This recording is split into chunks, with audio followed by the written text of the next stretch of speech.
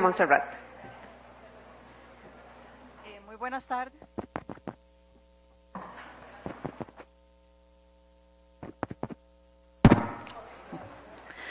Muy buenas tardes a todas y todos.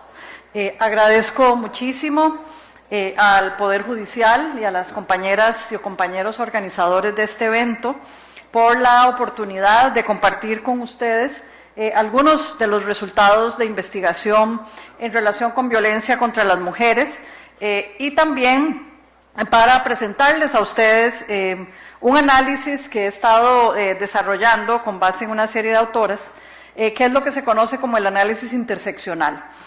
Mi presentación va a tener, en una primera parte voy a brindarles algunos datos relevantes que hemos recopilado no solo en Costa Rica, sino en Centroamérica, en relación con la violencia contra las mujeres.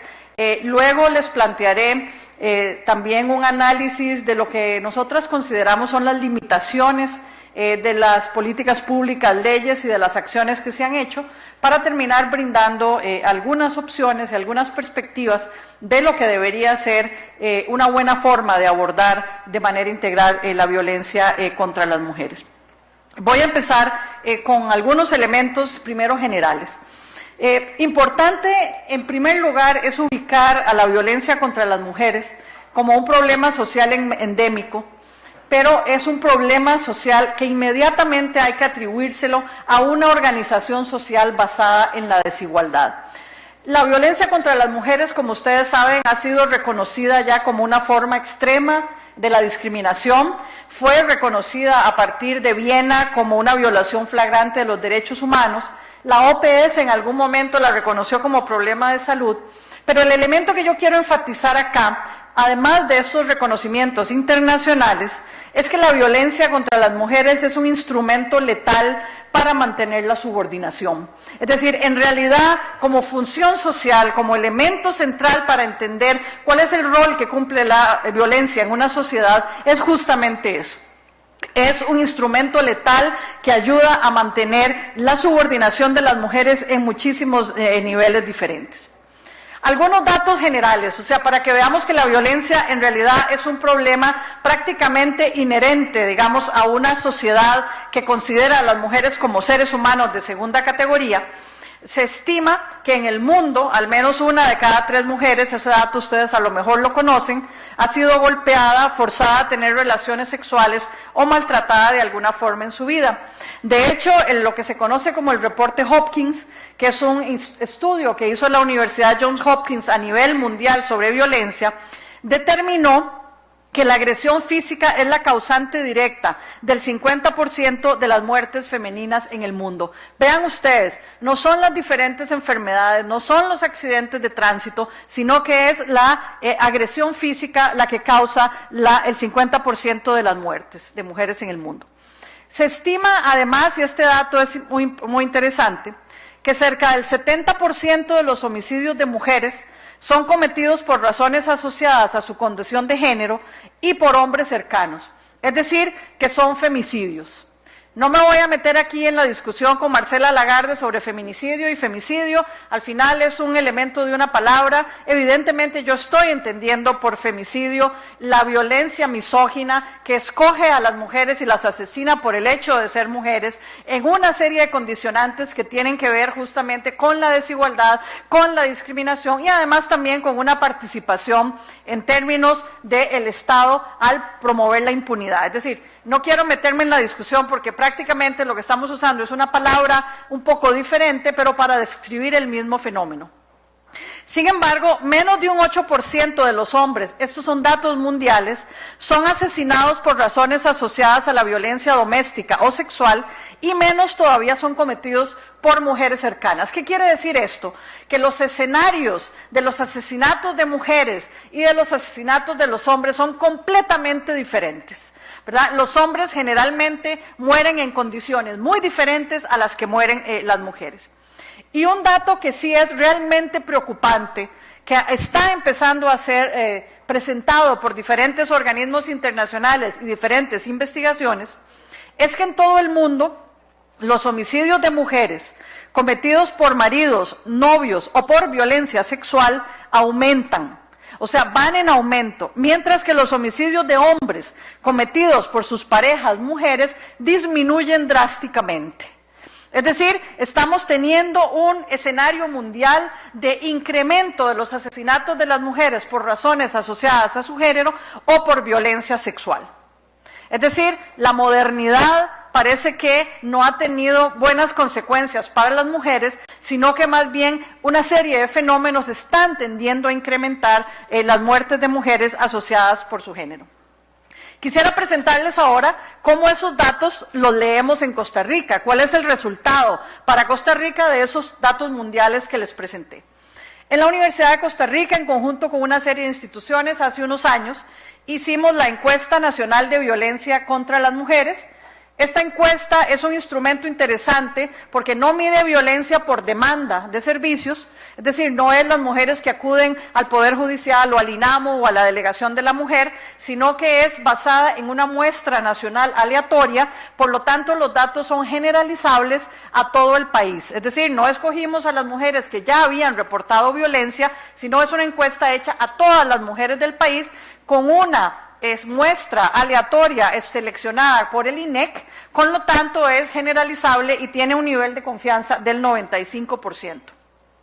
Según esta encuesta, en Costa Rica, el 58% de las mujeres mayores de 16 años ha sufrido alguna forma de violencia. Si esto no es endémico, díganmelo ustedes, cuando el 58% de las mujeres de un país han sufrido alguna forma de violencia. Además, esto es altísimo, el 45% de las mujeres de este país reportó haber experimentado violencia física en el transcurso de sus vidas. El 39% de las mujeres de este país ha experimentado alguna forma de violencia sexual. Y un 49% de las mujeres han experimentado abuso psicológico por parte de sus parejas. Estas son las mujeres que reportaron tener o haber tenido pareja, principalmente mostrando un ejercicio autoritario del poder y del control. Es decir, las preguntas que hicimos aquí eran fundamentalmente sobre poder y control, y 49% de las mujeres que entrevistamos habían experimentado esa forma de violencia. Un 52% de las mujeres reportó haber sufrido violencia física o sexual antes de los 15 años. Y aquí es un dato que quiero plantearles. El 69% de las mujeres que sufrieron violencia en la infancia también la experimentaron como adultas. No quiero meterme en el análisis estadístico, pero para esta relación hicimos una relación estadística que se llama chi cuadrado, y el chi cuadrado nos dio 58,048. Esto es prácticamente una estadística escandalosa. Eso significa que haber sufrido violencia de alguna forma en la infancia cuadruplica las posibilidades de sufrirla en la vida adulta, ¿verdad? Es decir, tenemos acá que la infancia se convierte entonces en una especie de escuela de enseñanza malévola, ¿verdad? De enseñanza tóxica, porque si las mujeres sufren violencia en la infancia, tienen 4 veces más de posibilidades de sufrirla en la vida adulta. Los resultados de la encuesta nos dicen para Costa Rica, ¿verdad?, que los principales abusadores son hombres cercanos, fundamentalmente parejas o exparejas, quienes cometieron más del 65% de los actos de violencia. Y además, las parejas o exparejas también son responsables de los actos más severos de la violencia sexual, como la violación, el 78%. Es decir, en este país, las mujeres que han sufrido violación, la gran mayoría de las cuales probablemente nunca llegarán a los estrados judiciales ni reportarán esa violencia, porque esa violación fue cometida por parejas, por exparejas, por novios, por personas que se suponía, digamos, tenían una relación amorosa con ellas. Vean ustedes, el 78% de los actos de violencia sexual, particularmente la violación, cometida por hombres cercanos. La conclusión a la que nosotros arribamos después de leer estos datos es que para muchas mujeres la familia es el grupo social más violento y el hogar el lugar más peligroso. Y esto evidentemente va en contra de muchísimas de las creencias que nosotros tenemos, como el hogar, como ese lugar de paz, de tranquilidad, donde uno puede aislarse del mundanal ruido cuando viene muy cansado del trabajo. Eso es así para los hombres. pero evidentemente no lo es así para las mujeres, ni para los niños y las niñas, ni para otras personas vulnerables. Y esta conclusión nosotros la fundamentamos en el hecho de que es en el hogar o en sus cercanías donde ocurren más del 80% de los incidentes de violencia contra las mujeres, así como la mayoría de los femicidios. Este es el caso para Costa Rica.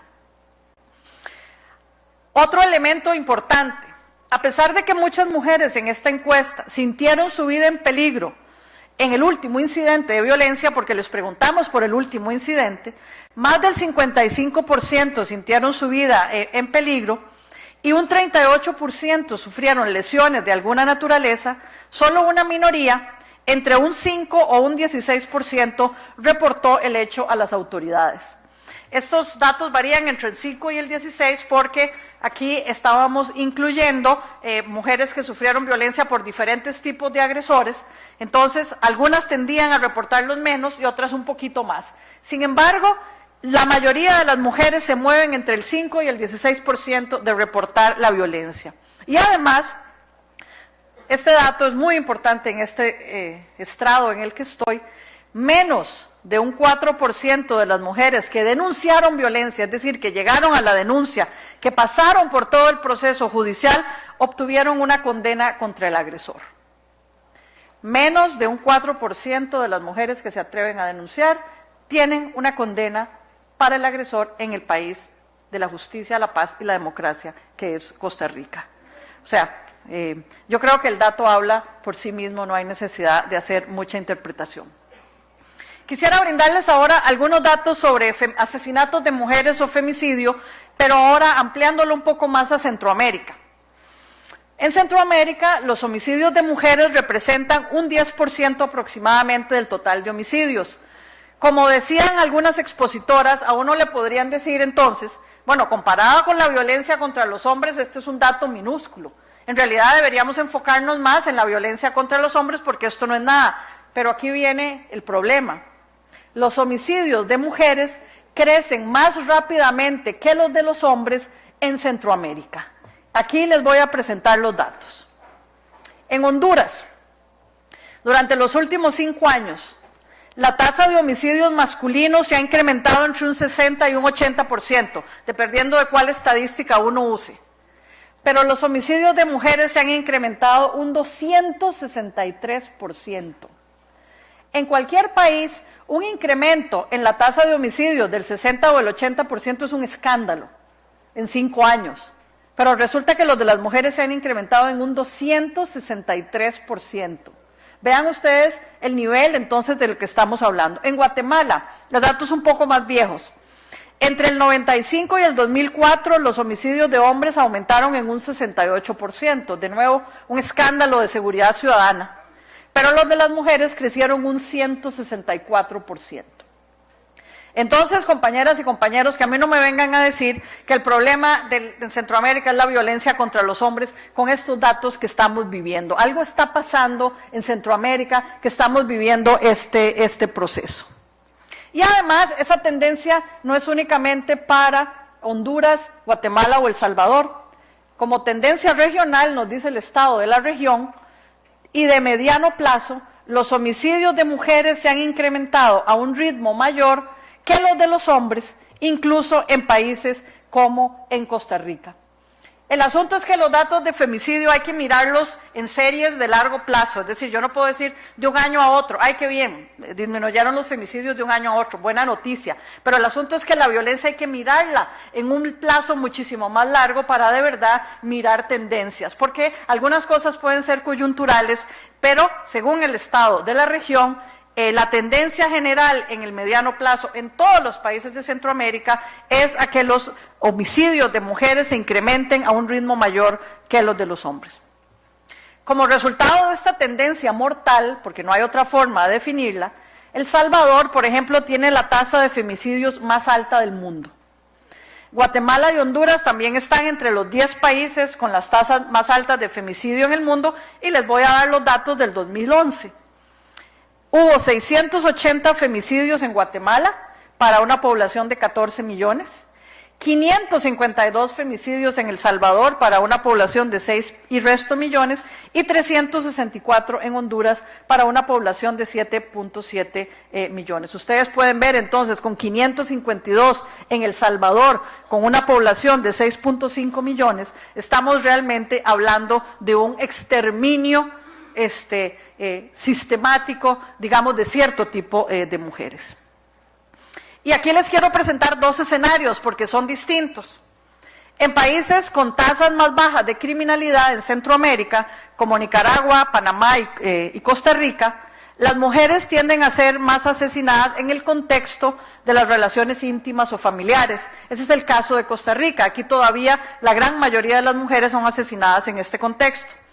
En los países con niveles más altos de violencia letal, las mujeres son más frecuentemente atacadas en el espacio público, por ejemplo, a través de las redes de trata, por pandillas, explotación sexual, la policía es importante, e incluso las Fuerzas Armadas no oficiales y no oficiales. También forman parte de estos grupos y de estos escenarios en los que se está asesinando a las mujeres en Centroamérica. Ahora bien, ustedes se preguntarán por qué esto ocurre. Aquí voy a citar a Michel Foucault.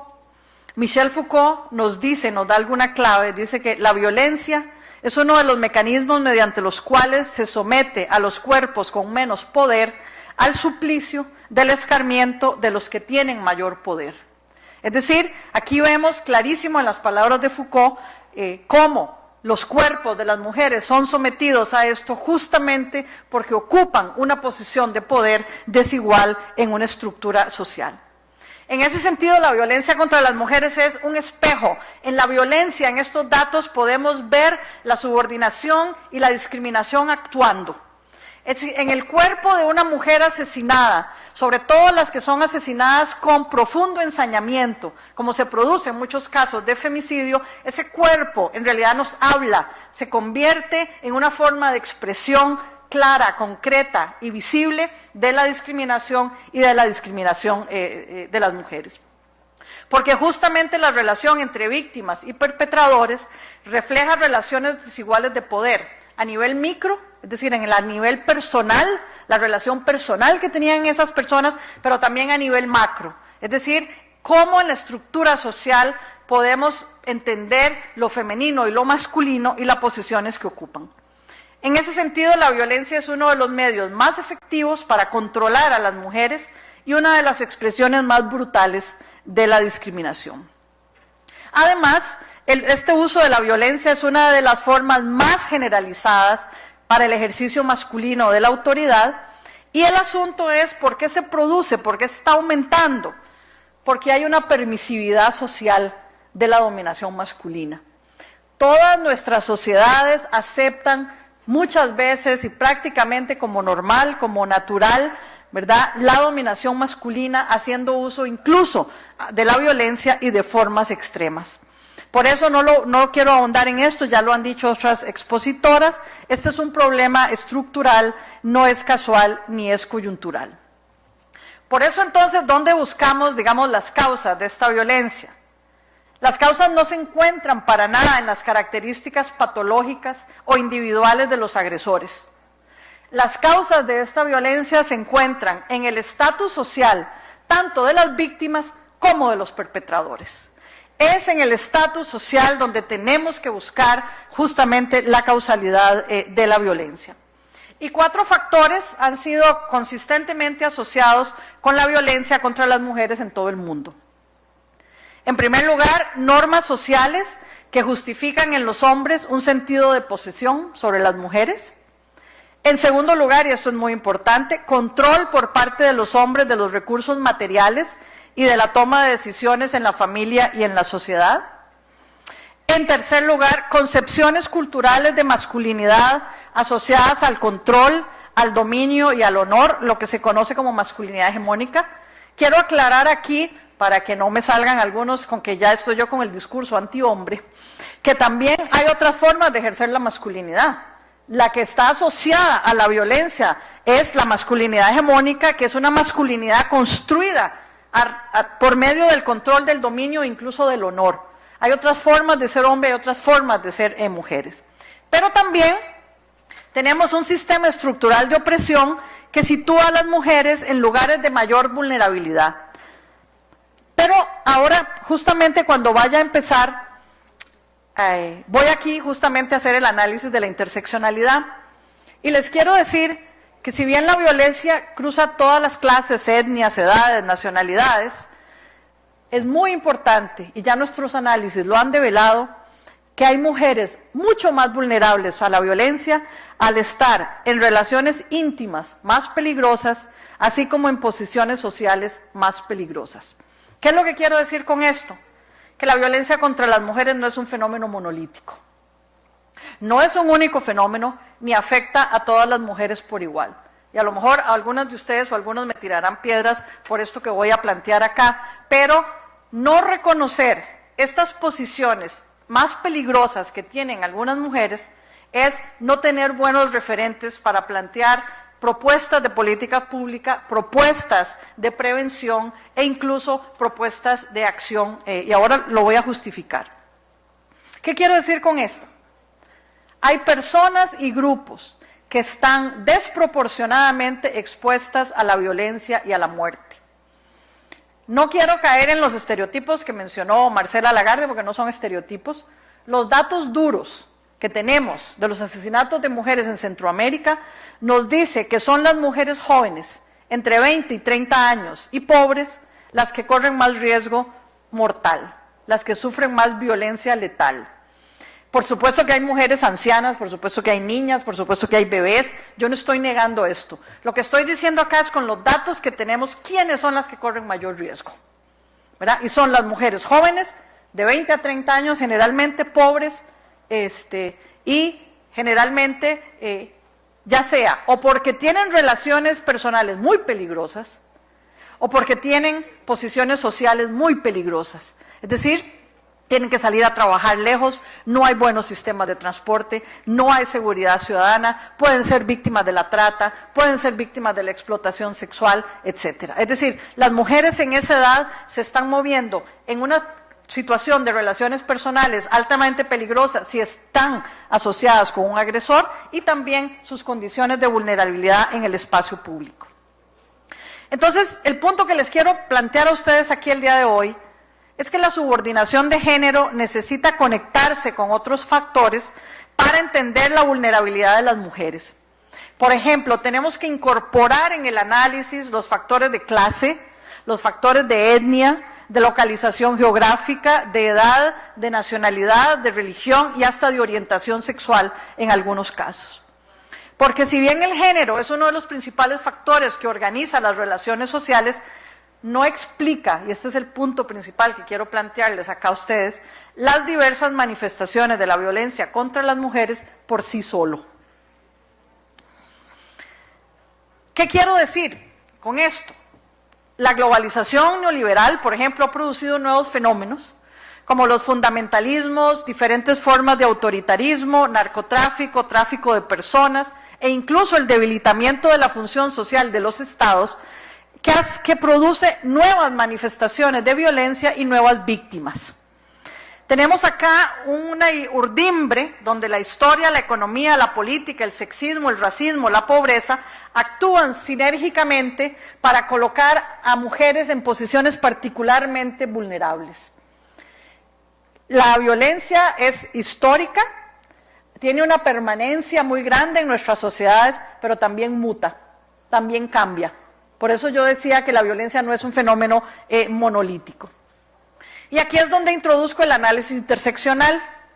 El análisis interseccional ha sido desarrollado por algunas autoras estadounidenses y de otros países, como Kimberly Crenshaw y Natalie Sokoloff, y ellas abordan la violencia como un núcleo donde la clase social, la etnia, la edad, la sexualidad se intersectan para producir formas diferenciadas de desigualdad y de opresión. Hacer un análisis interseccional justamente ayuda a entender cómo esas formas diferenciadas de desigualdad crean diferentes condiciones de riesgo para las mujeres, el cómo esa violencia es vivida por mujeres particulares, cómo responden otros frente a esa violencia. No es lo mismo ser una mujer indígena y pobre de Talamanca que viene aquí a San José y la juzgan muchas veces sin tener un intérprete en la sala de juicio, a ser una mujer de clase media. Entiendo que ambas sufren violencia terrible. Lo que estoy tratando a ustedes de decirle que no podemos esencializar a las mujeres como no lo esencializamos en otras cosas en relación con el análisis de la violencia y la forma en la que sufren violencia. Porque dependiendo de las condiciones de las mujeres, también las respuestas sociales son diferenciadas. Entonces, la violencia contra las mujeres se construye en contextos sociales creados por esta intersección de sistemas y aunque controversial, porque es controversial, el análisis interseccional cuestiona la noción de que la violencia afecta a todas las mujeres por igual. Les voy a poner un ejemplo. ¿Quiénes son las mujeres que aparecen despedazadas, desmembradas en El Salvador, en Guatemala y en Honduras? ¿Quiénes son las mujeres víctimas de la trata y el tráfico de personas que terminan asesinadas?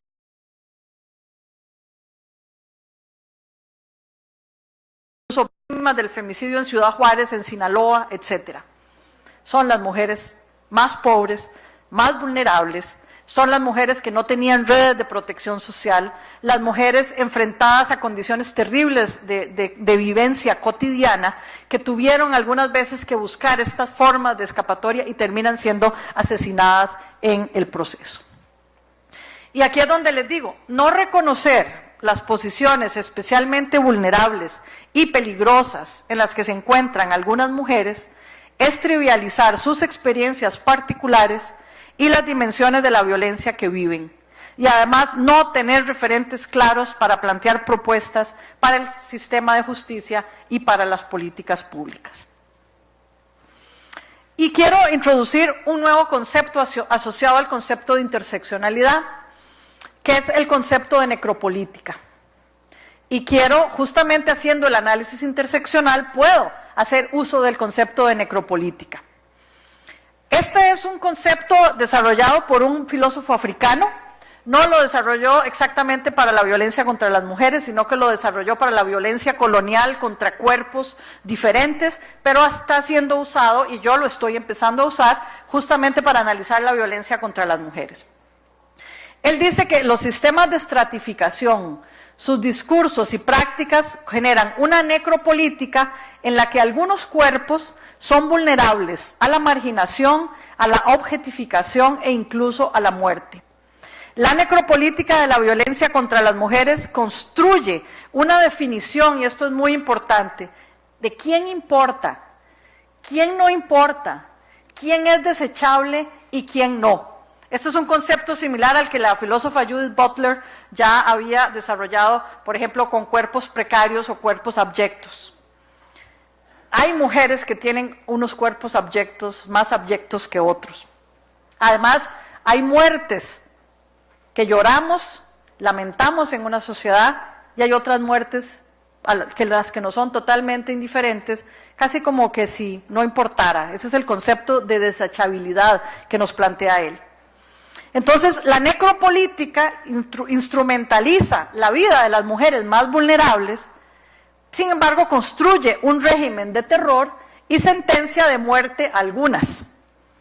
Y aunque las asesinadas y las más violentadas son las más vulnerables, el asunto con la necropolítica de la violencia es que el mensaje es para todas.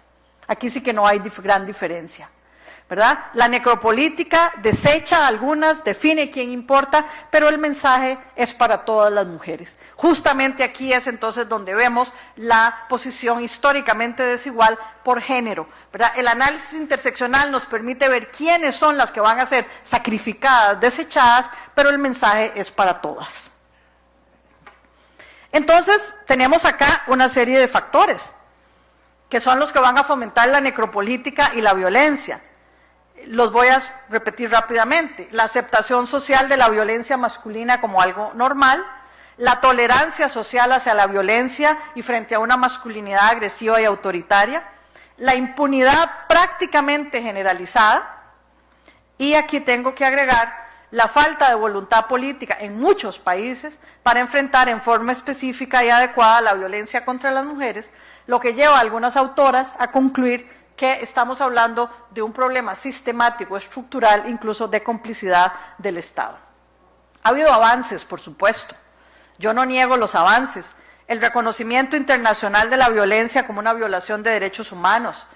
El que tengamos en América Latina la Convención de Belén do Pará, que es un instrumento poderosísimo. La sentencia del campo algodonero, que ya ha sido mencionada. La aprobación de leyes, planes nacionales, todo esto es muy importante. La creación de centros y programas de atención. Las acciones de auditoría que se hacen. Es decir, sí hay avances. Sin embargo, la necropolítica y esta forma en que la violencia plantea hace que haya límites para esas reformas y problemas muy serios de acceso a la justicia. Voy a mencionarles algunos muy brevemente para ir ya terminando. En primer lugar, la aprobación de las leyes no ha estado en consonancia con Belém do Pará. Casi no hay legislación específica sobre violencia contra las mujeres. La mayoría de la legislación es sobre violencia doméstica e intrafamiliar, donde el bien protegido es la familia en abstracto y no personas con cuerpos específicos. El principal ámbito de acción de la mayoría de las leyes es la prevención y la asistencia, es decir, se crea impunidad, no hay protección, hay poca penalización y no hay restauración del daño, como lo plantea Belém do Pará. Muchas normas aprobadas son neutrales frente al género, ese es el caso de la Ley de Violencia Doméstica en Costa Rica, donde se pueden convertir en instrumentos de revictimización. La mayoría de los códigos penales son ciegos al femicidio y aunque hubo un gran avance, resulta que la legislación nuestra sobre femicidio, pionera en el mundo, la restringió a las relaciones de matrimonio o de unión de hecho reconocida. ¿Y qué pasa con todas las demás mujeres que mueren en el contexto de las relaciones de género? Esas no quedaron ni siquiera incorporadas a esa legislación. Además, los programas que sí existen y son valiosos, y yo reconozco que existan, generalmente no tienen una visión articulada de proceso. Se trata a las mujeres como víctimas, como beneficiarias en el mejor de los casos, pero no como ciudadanas con derecho al acceso a la justicia. El sexismo, el racismo y la xenofobia siguen prevaleciendo. En algunos países, no es el caso de Costa Rica, aunque la tendencia es terrible, todavía se impone la conciliación, lo cual implica una descriminalización de la violencia.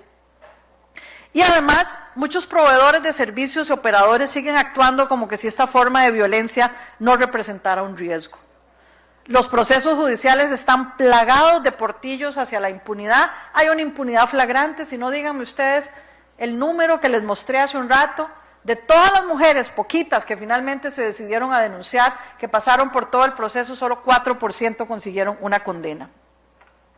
Hay una tendencia a minimizar los daños causados por la violencia.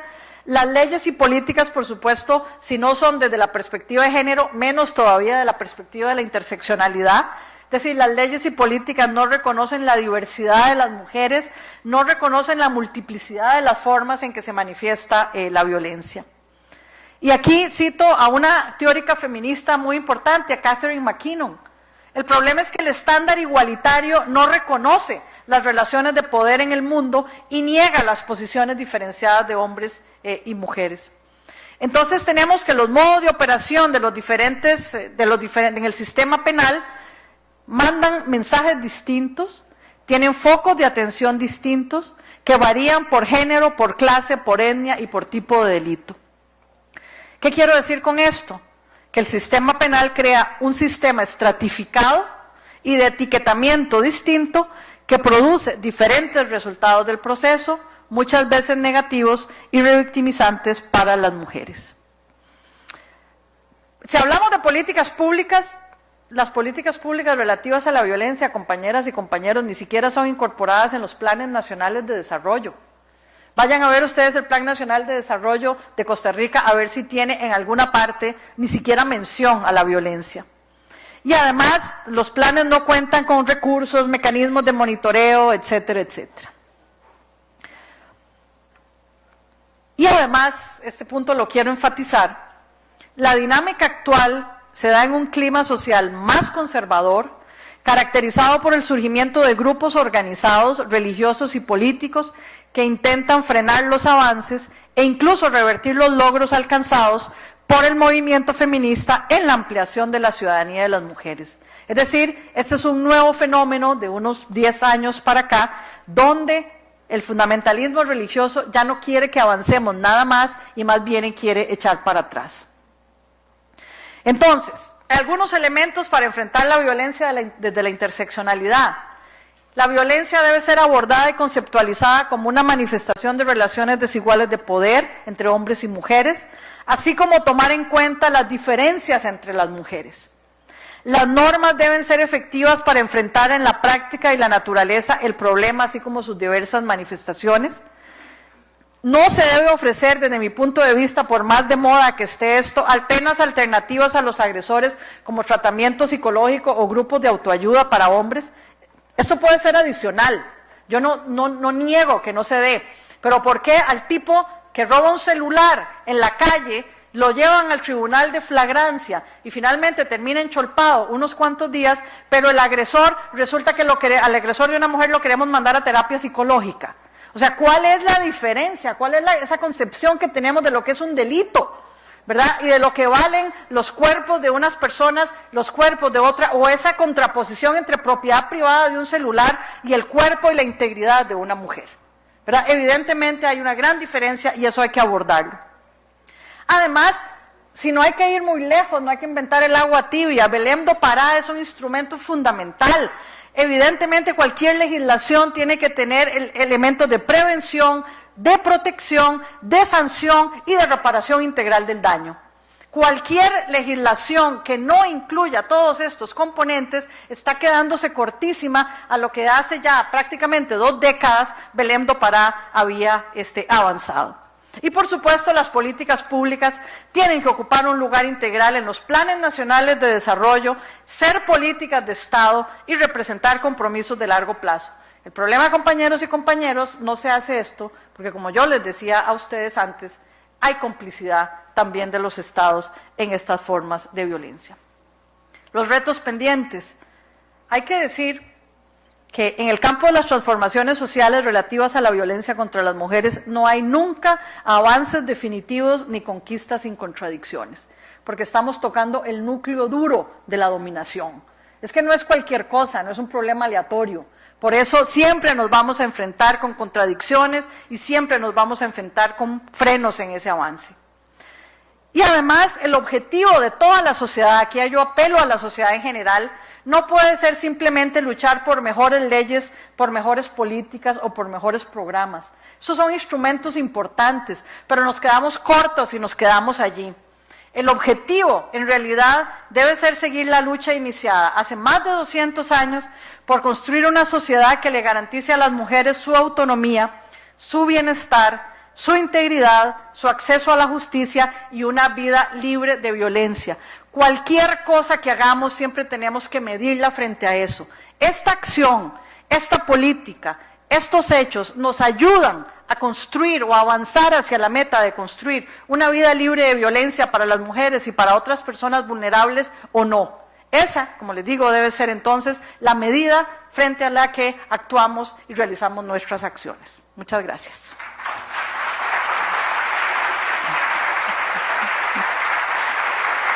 Gracias.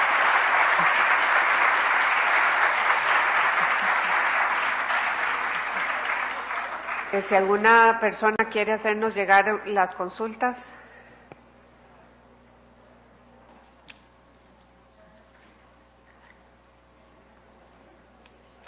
Papelito.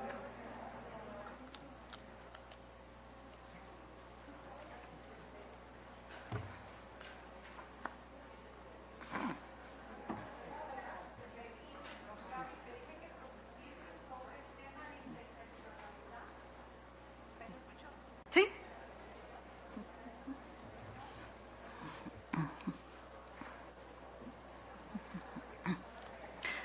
Sí, gracias. Me dicen que profundice sobre el tema de interseccionalidad.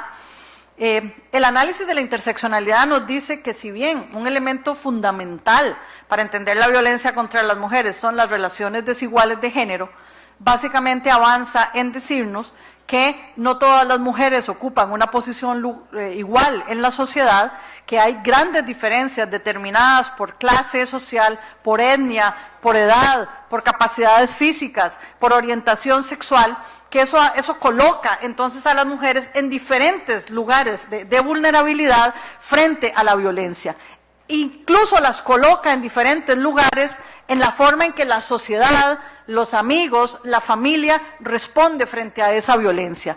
Hay mujeres que justamente por esta combinación de factores, su cuerpo son desechables y su vida no es llorable si llegan a morir.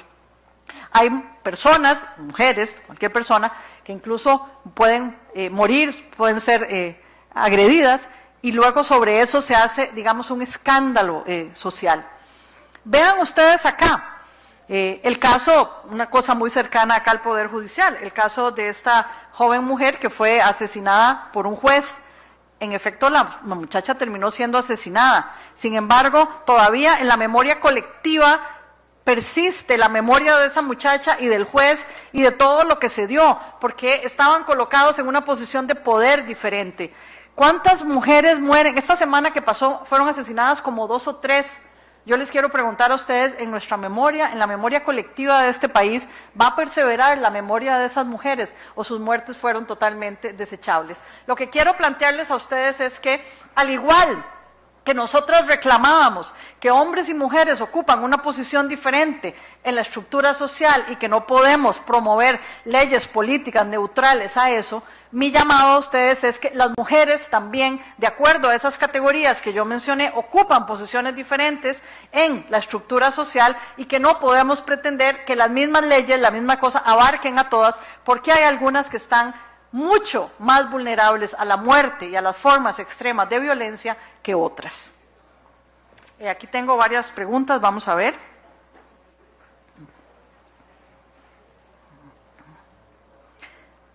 Wow, tengo un montón. No me tiraron piedras o me tiraron papelitos, que es más o menos lo mismo, un espacio, digamos, decente.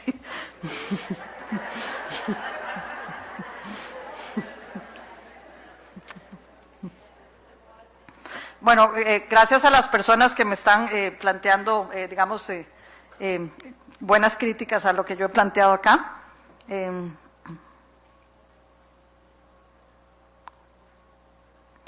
Sí, bueno, me preguntan acá, una pregunta que es muy interesante, que si también deberíamos asociar el placer, digamos, y la masculinidad y la violencia contra las mujeres. Sí. Los análisis que se ha hecho sobre violencia sexual plantea que hay una relación muy cercana entre hombría, placer y control, ¿verdad? Es decir, es un elemento determinante en algunas formas de la violencia sexual, ¿verdad? Que es justamente la relación que se establece entre placer, control y hombría.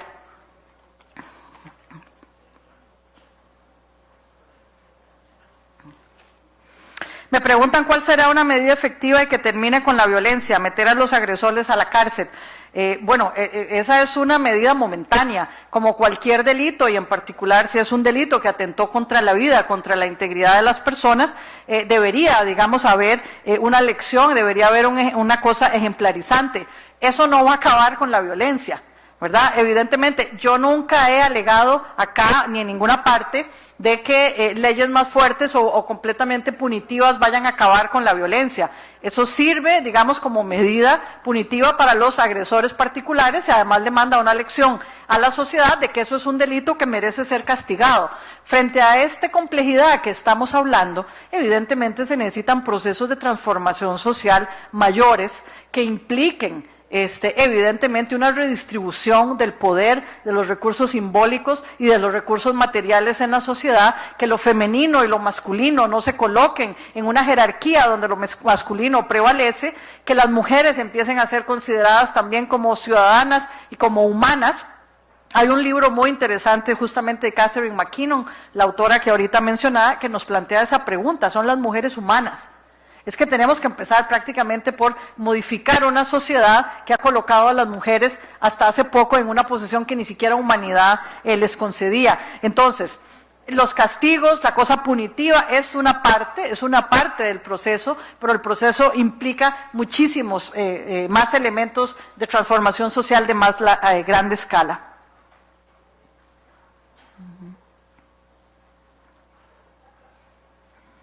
Híjole, algunas letras no la entiendo, me van a disculpar.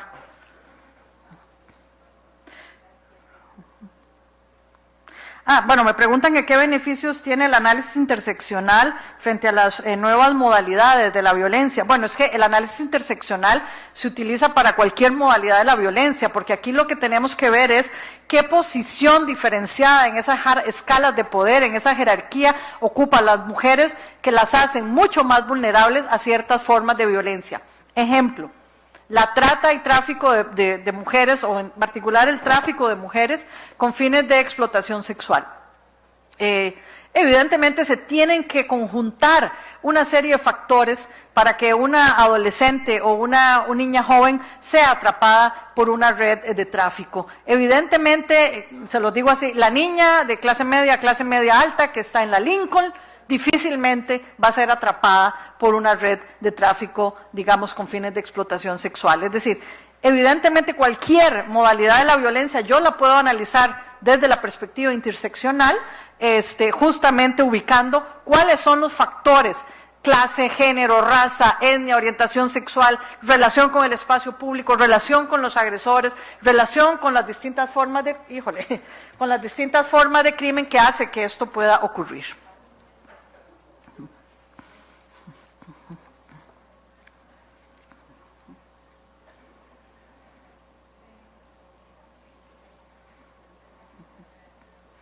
Me pregunta muy interesante cómo podemos hablar nosotros como administradores de justicia sobre violencia contra las mujeres si las leyes establecidas solo protegen a las mujeres que tengan unión de hecho o matrimonio. Bueno, justamente esa es la crítica que yo hacía, por ejemplo, de la ley de penalización.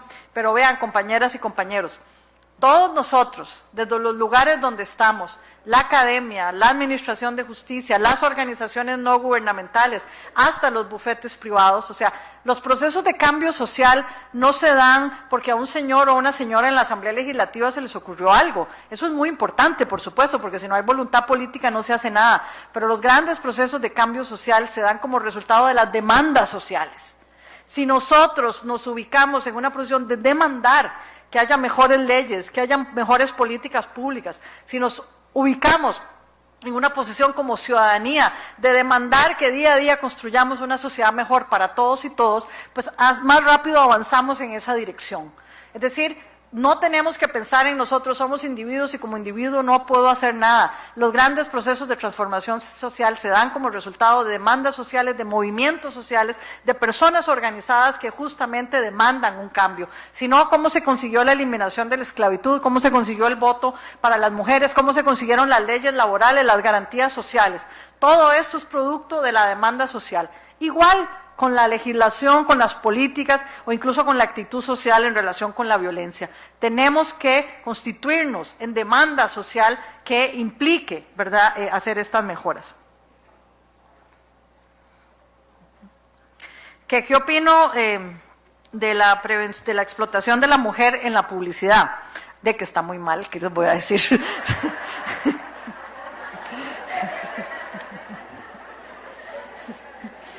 O sea, eso que para venderle a un carro a alguien tengan que decirle que el primer que llega primero se levanta las huilas, o sea, honestamente, o sea, fatal.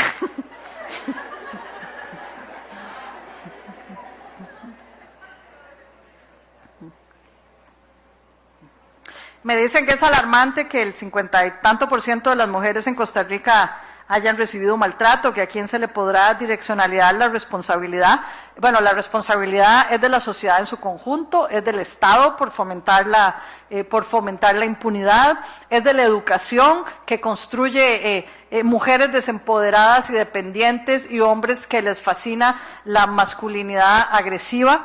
Es responsabilidad, por supuesto, de las familias, es responsabilidad de las iglesias por construir sociedades donde las mujeres se supone que debemos obediencia. Y si no recuerden el último artículo de don Justo Orozco, que dijo que él estaba casado con una ayuda maravillosa. Es decir, no estaba casado con una mujer ni con una persona, estaba casado con una ayuda.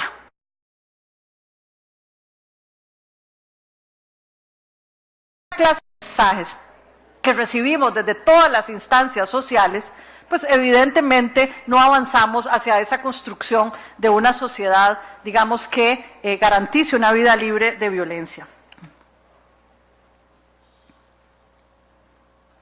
Si se han planteado propuestas específicas para lograr ese objetivo final que se expone.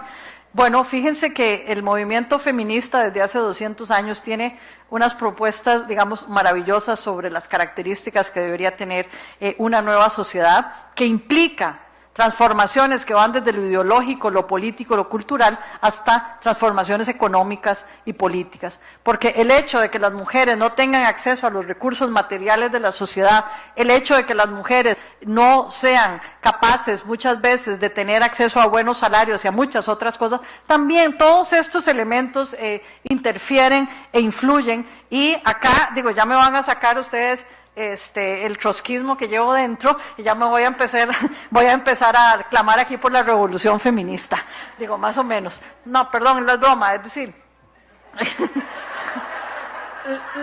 lo del trotskismo era la broma, la revolución feminista no.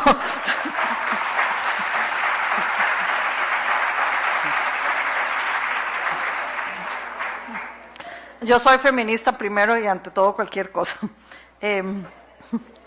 El acoso sexual en el trabajo significa una sentencia al desempleo y exclusión.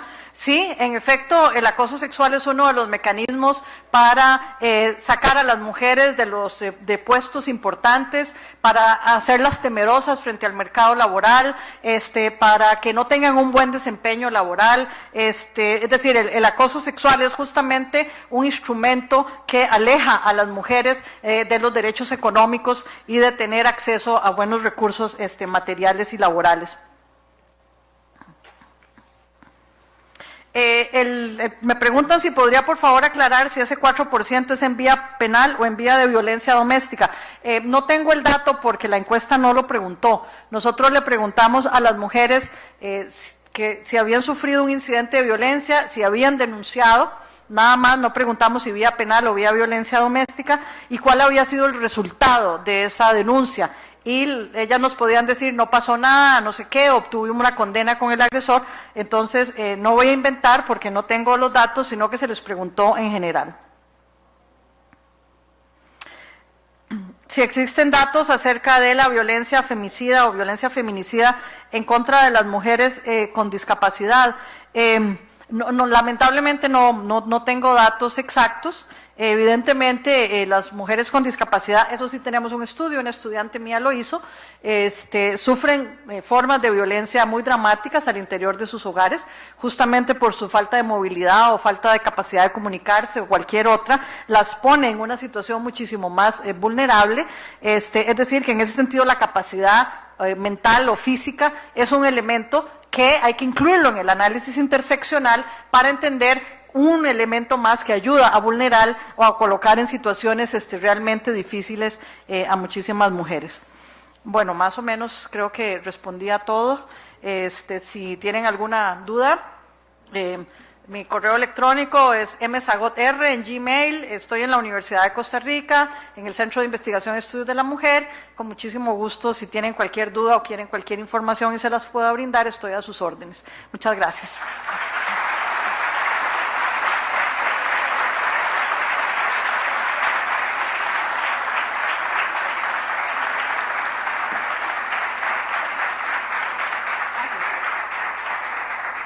Bueno, muchas gracias.